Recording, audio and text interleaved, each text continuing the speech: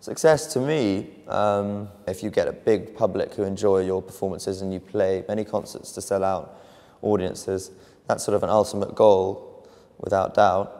But even when I really feel like I'm on top of the violin, I really feel a good sense of mastery.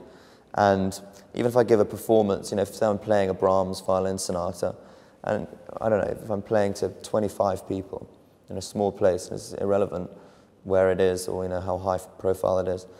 If I really feel all the elements have come together, the musical aspects that I was trying to express, technically, me and the pianist were together, and everything was in its right place, and then you get a good response from that audience, however small it is.